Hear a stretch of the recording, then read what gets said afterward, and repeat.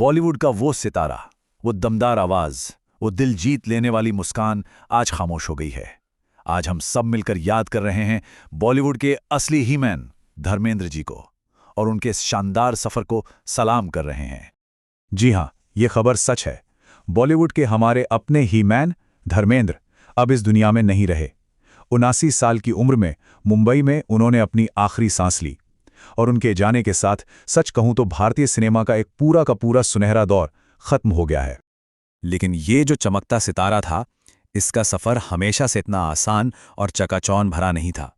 नहीं, इनकी कहानी तो शुरू होती है पंजाब के एक छोटे से गांव से, जहां एक नौजवान ने एक बहुत बड़ा सपना देखा था। तो बात है 8 दिसंबर 1935 की। पंजाब के नसराली गांव में धर्म सिंह देओल का जन्म हुआ। पिता स्कूल के हेडमास्टर थे, लेकिन बेटे का दिल तो भाई किताबों में नहीं, फिल्मों में लगता था। कहते हैं कि दिलीप कुमार साहब की फिल्म शहीद देखकर उन पर ऐसा असर हुआ कि बस तय कर लिया, हीरो बनना है। और फिर क्या था, फिल्म फेयर का टैलेंट हंट जीता, और 1960 में फिल्म दिल भी तेरा हम भी तेरे से बॉलीवुड में पहला कदम रख दिया। और यही सपना था जो उन्हें खींचकर सपनों के शहर मुंबई ले आया।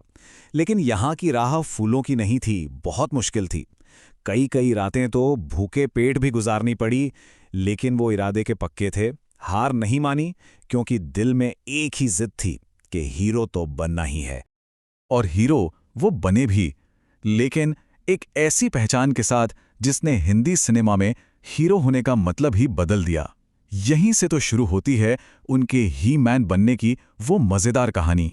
देखिए, अपने करियर की शुरुआत में तो वो अपनी प्यारी सी मुस्कान और मासूमियत के लिए जाने जाते थे। एक चॉकलेटी हीरो वाली इमेज थी उनकी।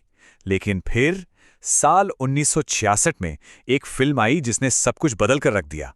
फिल्म का नाम था फूल और पत्थर, और इसी फिल्म के साथ बॉलीवुड को मिला अपना पहला एक्शन हीरो।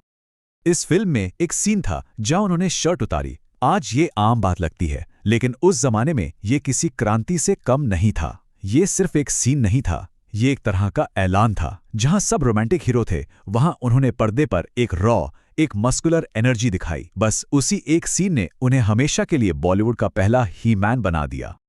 इसके बाद आया 70 का दशक, और वो दशक पूरी तरह से धर्मेंद्र का था। लोगों ने उन्हें एक्शन किंग का खिताब तो दे दिया था, लेकिन तब उन्होंने साबित किया कि वो सिर्फ एक ही मैन नहीं, बल्कि एक ऐसे सुपरस्टार हैं जो किसी भी रोल में आसानी से ढल सकते हैं। एक्शन में तो खैर उनका कोई जवाब ही नहीं था।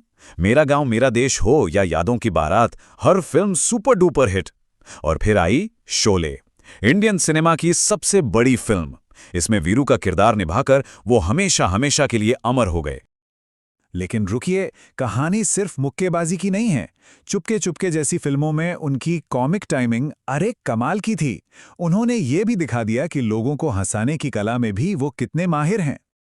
और जब बात आई सीरियस एक्टिंग की, तो ऋषिकेश मुखर्जी की फिल्म सत्यकाम में उनके काम ने बड़े बड़े क्रिटिक्स की भी बोलती बंद कर दी। इस फिल्म में उनका परफॉर्मेंस आज भी एक्टिंग स्कूलों में एक मिसाल की तरह देखा जाता है। मतलब एक्शन, कॉमेडी, ड्रामा, हर चीज में बेस्ट।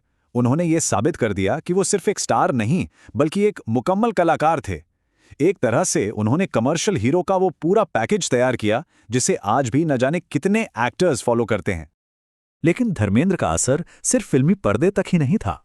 उनकी जिंदगी, उनकी विरासत इससे कहीं ज्यादा बड़ी थी, जिसे हम हमेशा याद रखेंगे। उनकी अपनी जिंदगी भी किसी फिल्म की कहानी से कम दिलचस्प नहीं थी। सिर्फ 19 साल की उम्र में उनकी शादी प्रकाश कौर जी से हुई, जिनसे उन्हें सनी और बॉबी देओल जैसे बेटे हुए।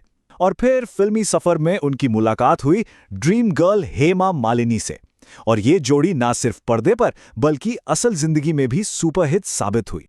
उन्होंने राजनीति में भी कदम रखा और बीकानेर से सांसद भी बने।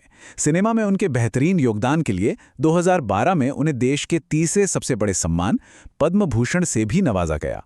और कमाल की बात तो ये है कि वो अपनी जिंदगी के आखिरी दिनों तक काम करते रहे। रॉकी और रानी की प्रेम कहानी में उनका रोल इस बात का सबूत है कि उनका जादू कभी कम नहीं हुआ। और हाँ, वो सोशल मीडिया के जरिए हमेशा अपने चाहने वालों से जुड़े रहते थे। अपने फार्म हाउस से प्यारे प्यारे वीडियो शेयर करते थे, जो दिखाते थे कि वो दिल से कितने ज़मीन से जुड़े हुए इंसान थे। इन वीडियोस को देखकर फैंस को हमेशा लगता था जैसे वो उनके अपने परिवार के ही कोई बड़े बुजुर्ग हों। आज वो हमारे बीच नहीं है।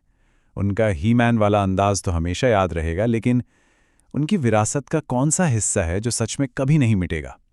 शायद शोले वाले वीरू की दोस्ती, सत्यकाम की सच्चाई और वो दिल जीत लेने वाली मुस्कान जो हमेशा हमेशा हमारे दिलों में जिंदा रहेगी।